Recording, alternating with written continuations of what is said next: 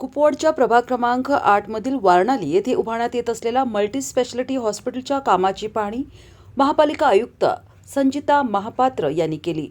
नगरसेवक विष्णू माने यांनी हॉस्पिटलच्या सुरू असलेल्या कामाची तसेच विविध सुविधांची सविस्तर माहिती आयुक्तांना दिली।